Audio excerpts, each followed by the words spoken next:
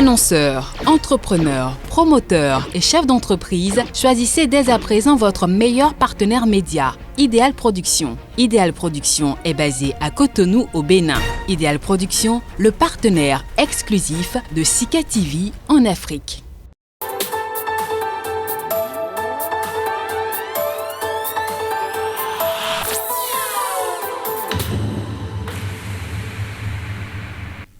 Mesdames, Messieurs, bonjour et bienvenue sur l'entretien du jour. Lorsqu'on vit de certains métiers de contact, exercés par ces temps de Covid-19 est un véritable challenge. Dans nos pays africains où manque l'accompagnement des pouvoirs publics à ces professionnels, plusieurs prennent le risque de ne pas mettre la clé sous le paillasson en attendant que passe la menace. Un défi lancé au nouveau coronavirus, n'est-ce pas? Le relève-t-il, ce défi? Ont-ils dû trouver d'autres approches pour exercer ces métiers? Sont-ils suffisamment informés sur la maladie pour savoir se prémunir contre elle dans l'exercice de ces professions? L'entretien de ce jour s'invite dans leur réalité et c'est dans un décor imaginaire de salon de coiffure esthétique que je vous accueille, mesdames, messieurs. Je l'accueille aussi elle. Elle s'appelle Florencia Agonou, ma destinée, du nom de son institut de beauté. Madame Agonou, bonjour, bienvenue à Sika TV. Bonjour, monsieur le journaliste. Merci de votre présence. C'est moi, merci. Dites-nous, quels sont les défis qu'impose à l'exercice de votre métier le nouveau coronavirus? Existe-t-il un nouveau coronavirus? S'il y a eu de rebonds par le même virus, je n'en ai pas connaissance. Du moins, c'est pour vous dire que je manque cruellement d'informations. Je crois bien que les défis restent les mêmes et nous engagent d'ailleurs dans une réflexion quotidienne en phase avec nos objectifs. Quand vous dites existe le nouveau coronavirus, est-ce à dire que vous doutez de l'existence de la maladie, Madame Agonou? Puisque je manque d'informations, je ne sais pas s'il y a un nouveau coronavirus. Je suis dans le métier de la coiffure et de l'esthétique. Donc, je vous dis que je suis sous information, je manque carrément d'informations. Est-ce à dire que vous pointez du doigt le pouvoir public qui devrait quand même assurer la disponibilité de l'information, aller au niveau de toutes les couches de la société pour que tout le monde soit au courant de cette réalité que nous vivons quand même depuis plus d'1 an déjà? Oui et non, je n'indexe personne parce que c'est une maladie qui est venue comme ça et puis... Et je crois que tout le monde est responsable, aussi responsable que le gouvernement, que le pouvoir public, que nous. Et il faut relayer d'ailleurs les informations à la base. Ce que moi je voudrais dire, c'est que en tant que coiffeuse esthéticienne, j'aimerais quand même que dans notre secteur, au niveau de notre secteur d'activité, que nous ayons quand même un service sanitaire qui puisse nous donner des informations fiables afin que nous puissions travailler dans de bonnes conditions. Voilà. Donc, quand on parle de conditions, on parle quand même de conditions sanitaires. Il faut nous sommes en manque d'informations, c'est ce que je tente de vous dire. Quand j'écoute Madame Agonou, coiffeuse esthéticienne, dire ça, ça dit que cette crainte ou ce reproche que vous faites n'est pas que de vous. Il est de l'ensemble de ceux-là qui exercent cette profession. Vous avez certainement des organisations, vous êtes en association. Et ça dit que chez vos autres collègues qui exercent la même profession que vous, c'est le même constat. Je ne vais pas jeter la pierre dans non, c'est pas que vous jetez la pierre. Non, du tout vous pas. Vous retrouvez, vous échangez entre vous, vous parlez de ce que vous vivez. Oui, bien sûr, on se retrouve. Mais je vous dis, par rapport à ce virus, je suis désolée, je suis en manque d'informations. Et c'est un virus et c'est quelque chose de nouveau qui est venu. Donc, je ne crois pas que ce soit une information à une durée et dans une durée... déterminé. Je crois qu'il faut quand même apprendre, informer les gens, les sensibiliser sur la maladie. Parce que déjà, rappelons que notre métier, c'est l'hygiène et soins corporels. Donc déjà chez nous, nous sommes dans... On peut s'appeler on peut se dire tout ce qui est propriété. Nous sommes propres chez nous. Bon, entre griffes, nous sommes propres, nous... nous portons sur nous la propriété. Mais lorsqu'on parle de maladie, c'est tout autre chose. Ce n'est pas la même chose. Nous ne sommes pas des médecins. Nous ne sommes pas informés sur cette maladie. Donc, j'interpelle déjà le pouvoir public qui doit faire correctement son travail, parce que nous, aujourd'hui, on va dire que nous sommes dans l'informel. C'est pour cela que nous sommes sous-informés. Non, mais je crois que ce n'est pas que les salons d'esthétique et de coiffure qui sont sous-informés, je ne crois pas. C'est l'information, en tout cas, ceux qui doivent assurer la disponibilité de l'information. Voilà, c'est l'information à la base. Comment faites-vous alors au quotidien dans l'exercice de votre métier par ces temps de Covid-19? J'apprends sur le tas, monsieur le journaliste. Cela veut dire que vous allez vous-même à l'information, vous allez chercher le minimum pour le faire. Voilà. J'essaie déjà que nous sommes formés pour être des professionnels dans ce métier, et nous sommes vraiment, je ne dis pas que nous sommes des médecins, mais nous sommes proches d'eux. Donc il faut travailler il faut l'hygiène est ce qu'il faut. Il faut l'hygiène dans nos salons de coiffure. Et moi, je travaille, je suis comme tout le monde sur les réseaux sociaux.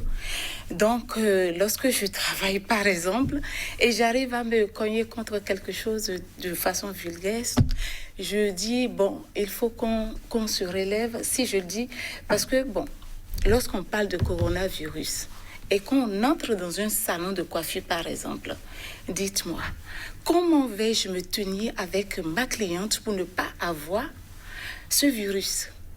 Même si j'observe toutes les règles barrières, comment vais-je faire pour ne pas attraper ce virus-là? Parce dites-moi. Que vous ne pouvez par exemple pas maquiller quelqu'un avec un masque. Voilà, c'est ça. Vous ne pouvez pas rester à 1 mètre d'une cliente pour la traiter. C'est quasiment impossible. C'est quasiment impossible. D'où il faut une information à la base. Nous sommes, c'est vrai, notre secteur, on nous appelle secteur informel, mais je voudrais quand même qu'on formalise cela. Ça va être tout un autre pan de la discussion qu'il va falloir qu'on mène certainement. Bien sûr. Après, est-ce qu'il vous est arrivé, vous avez dû mettre à l'entrée de votre institut de beauté, comme on le lit à l'entrée de beaucoup d'édifices, obligation de porter de masque, obligation de se laver les mains, obligation de rester à 1 mètre de distanciation de distance. Est-ce que vous avez dû mettre ça à l'entrée de votre salon? Quand vous venez dans mon salon, chez moi, la première des choses d'abord, c'est le lavage des mains, systématique des mains, et le port des masques est obligatoire, parce que déjà c'est affiché sur les vitrines à l'entrée de la porte, donc c'est visuel, vous pouvez le voir, et sans masque vous ne pouvez pas rentrer dans mon salon de coiffure. Et en même temps, lorsque vous faites votre entrée dans mon salon de coiffure, et là vous êtes là il y a un autre rituel qui vous attend là, qui est la solution hydroalcoolique. Déjà que les gens me trouvent vraiment hystérique, parce que nous sommes déjà lavé les mains, nous entrons dans le salon, nous faisons un pas dans le salon de coiffure et il faut mettre la solution hydroalcoolique ou bien du gel alcoolique. Donc hydroalcoolique, vous voyez un peu ce que ça veut dire.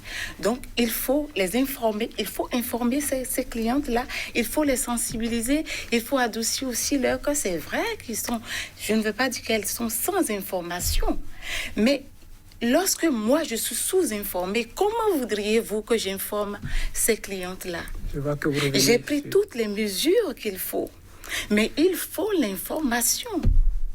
Il faut m'apprendre comment il faut m'apprendre comment il faut me tenir, il faut que je reste avec ma cliente, il faut que les règles c'est vrai, j'observe les règles d'hygiène et autres, mais cela n'est pas suffisant, du tout pas. Et au moment de maquiller un client, par exemple, avec le masque, vous lui demandez quoi? Puisque vous dites qu'il faut mettre le masque dans votre vous l'enlevez, évidemment. Vous voyez, je suis en contact avec la cliente. C'est pas parce qu'il y a un corona ou bien une maladie qui circule qu'il ne faut pas se faire une beauté. Ailleurs, les salons de coiffure, ça a été fermé sous d'autres cieux. Si, chez moi aussi, ça a été fermé aussi. Lorsqu'il y a pendant un certain temps. Pendant un certain temps, parce qu'il y avait la psychose, bien sûr, de peur, c'est la peur. Et puis quelques jours après, j'ai compris qu'il faut reprendre, c'est ça. Est-ce que jusqu'ici, il y a eu des cas de soupçons de contagion chez vous? Est-ce que des gens se sont sentis autrement, d'une manière ou d'une autre, mal à l'aise, ont commencé par sentir des symptômes, et vous avez dû soupçonner la présence de cette maladie-là? Ah, ben voilà, je ne suis pas médecin. Et déjà que lorsqu'une cliente vient chez moi et que la personne tousse, vous êtes malade?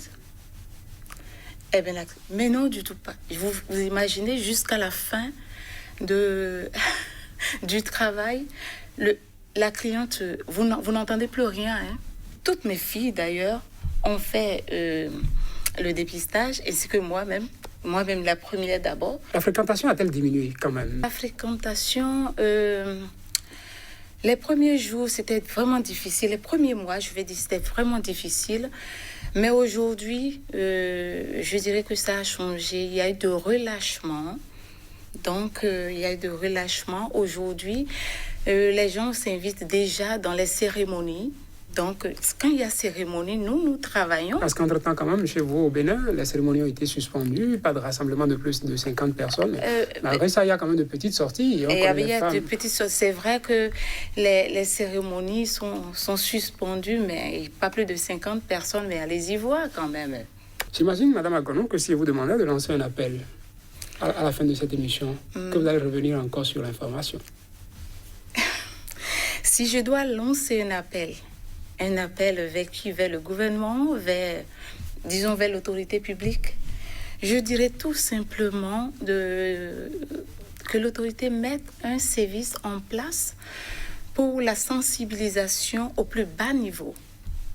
Je ne me mets pas au plus bas niveau, bien sûr, parce qu'on nous appelle l'informel, le secteur informel. Donc, je me dis qu'on ramène la sensibilisation, l'information dans notre secteur d'activité. Et peut-être choisir quelques pionniers de ce secteur et leur donner la formation qu'il faut, la formation de base qu'il faut en matière de santé. Parce que lorsque vous rentrez dans un salon de coiffure, c'est quasiment autre chose. C'est autre chose, c'est un marché aussi. C'est comme un marché, c'est vrai, ce n'est pas un marché. Mais tout le monde entre, n'importe qui peut entrer. Mais c'est dans un marché, n'importe qui entre. Mais nous ne pouvons pas contrôler les clientes. Nous n'avons rien pour contrôler la cliente. Je prends toutes les précautions qu'il faut. Je prends les précautions qu'il faut pour éloigner un tant soit peu le mal, mais cela ne me dit pas que j'évite ce mal-là. Merci à vous, Florencia Agonon. C'est moi. Je rappelle, vous êtes coiffeuse esthéticienne. Merci pour votre attention.